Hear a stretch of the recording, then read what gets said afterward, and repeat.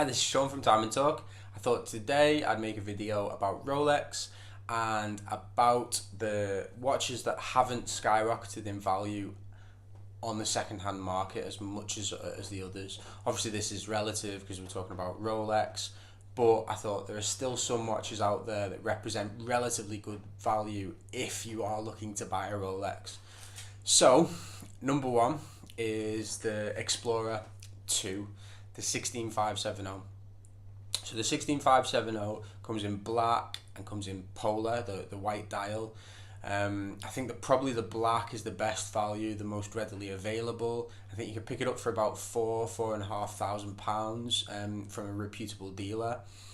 I think you get a lot of bang for your buck with this watch. You get the GMT movement, you get the date, and you get a watch that can pretty much cut it in any environment with any attire.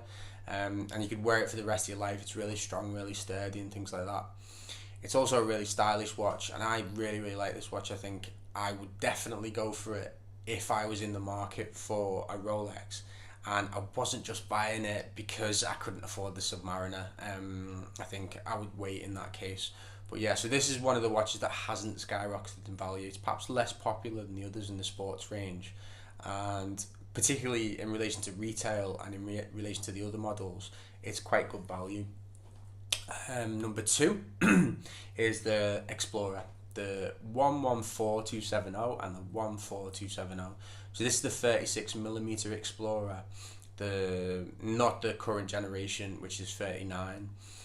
This is particularly good value in relation to the vintage Explorers. So the 1016, for example, which is a 36mm Explorer, is about 15,000.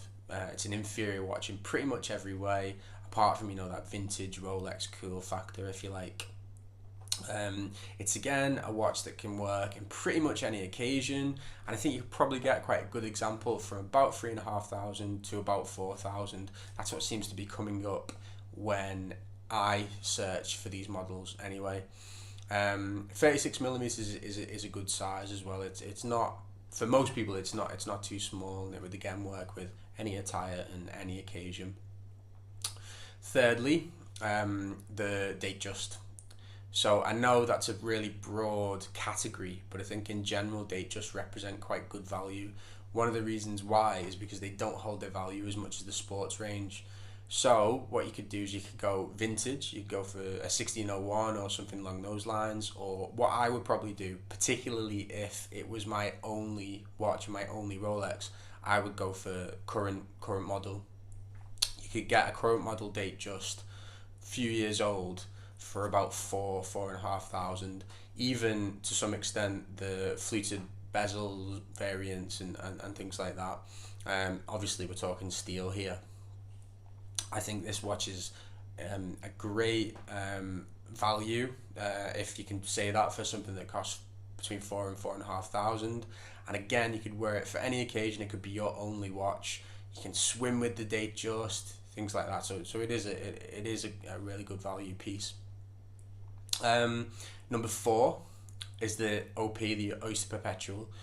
Again, it's a really broad variant, a broad model with lots of different types and things like that. But in the main, Oyster Perpetuals, particularly older models, are 34mm. So that's one of the reasons why they are less pricey than other Rolexes. For a lot of people, 34mm is too small, but I don't think it is. So you could go for example, a vintage model. You'd be essentially getting a Datejust that's a little bit smaller, or you could go for a couple of modern variants. You could go for the current model. The reference number is, let me consult my notes, the 116000, which is available in 36mm. The one with the rather strange double baton lume plots, or 39mm. I'll put pictures up here. The 39 probably would fit anyone, would fit any occasion, and the white dial in particular is really nice. It's a really nice watch. Probably, if I'm correct, it's the cheapest Rolex that you can buy from the dealer, if you like. So you wouldn't even have to go second hand in this case. Again, it's a watch that could pretty much be your only watch. You could wear it for any occasion, and the white dial, I hope you agree, is really, really nice looking as well. Last but not least is the Air King. I'm not talking here about the current generation of Air King, which is 40 millimeters, and which has been a little bit divisive. The color scheme and things like that. I'll put a picture up here. I'm talking about older Air Kings, which again are 34 millimeters. So again, too small for some, but if you're in the market for one of these, I think in particular the Air King is often one of the cheapest, more affordable, we'll use that word, more affordable Rolexes you can buy on the second-hand market.